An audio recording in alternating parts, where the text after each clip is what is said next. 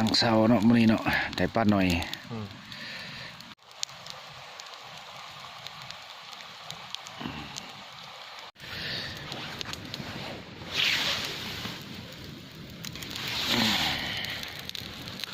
กินเกลือมาสิบ่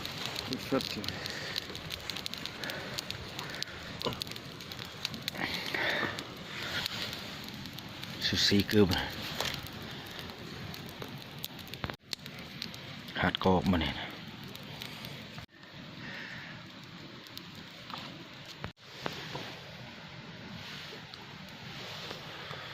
งามออกไปไหนตัวนี้มันนี่ประมาณ5 องศามันนี่ความหนาวเชื่อน้ำเดียวนั่นก็ได้ใส่ปลาคิงเฉพาะนี่ปลาเค็งก็เชื่อม้วงน้อยแล้วนะมัน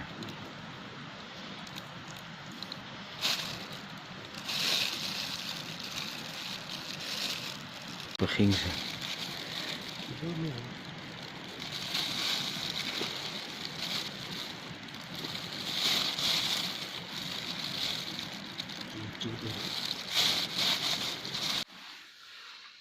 ผลงานมื้อนี้เฮ้ยเอาฟูนงานฟูอื่นมากินป่วยก็เดี๋ยวเอาถุงยางมา